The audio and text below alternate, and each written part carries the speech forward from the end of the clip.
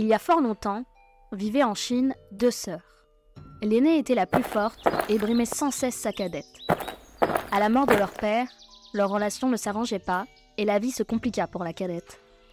La première accapara tout l'héritage de son père, la belle maison, le buffle et tous les autres biens.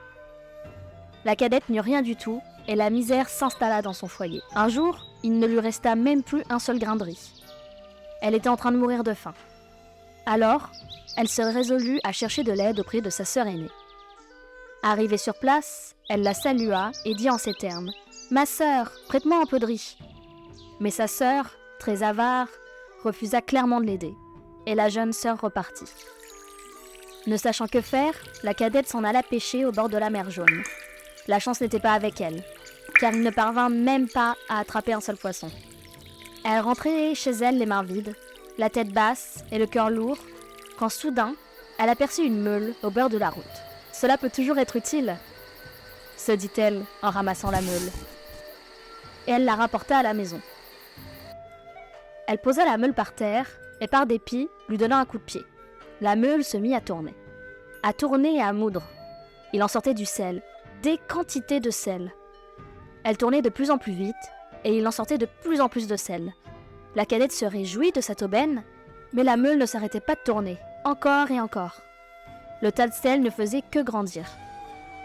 La cadette commençait à s'inquiéter et à se demander comment elle pouvait arrêter cette meule. Elle pensait, réfléchissait, calculait, elle ne trouvait aucun moyen. Soudain, elle eut enfin l'idée de la retourner, et la meule s'arrêta. Dès lors, à chaque fois qu'elle avait besoin de quelque chose, celle-ci poussa la meule du pied et obtint du sel, qu'elle échangeait avec ses voisins contre ce qui lui était nécessaire. Ainsi, elle réussit à se mettre à l'abri et en sécurité. Mais la plus grande sœur apprit vite de la nouvelle et elle fut assaillie par la jalousie et l'envie. Elle vint voir sa sœur et dit : « Ma sœur, prête-moi donc ta meule. » La cadette aurait préféré garder sa trouvaille pour elle, mais elle avait un profond respect pour sa sœur aînée et elle n'osa pas refuser. L'aînée était tellement excitée à l'idée d'avoir cet objet qu'elle s'empressa d'emporter la meule que sa cadette n'eut pas le temps de lui expliquer comment faire pour l'arrêter. Lorsqu'elle voulut lui parler, celle-ci était déjà trop éloignée. La sœur aînée, très heureuse, rapporta la meule chez elle, puis la poussa du pied.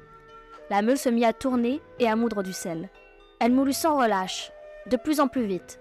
Le tas de sel grandissait et grandissait sans cesse. Il atteignait bien vite le toit de la maison. Les murs craquèrent, la maison allait s'écrouler. Celle-ci prit peur, elle ne savait pas comment arrêter cet objet. L'idée de la faire rouler hors de la maison qui se trouvait sur une colline. La meule dévala la pente jusque dans la mer et disparut dans les flots. Ainsi, depuis, la meule continue de tourner au fond de la mer et à moudre du sel. Et personne n'est allé la retourner. Voilà pourquoi l'eau de mer est salée.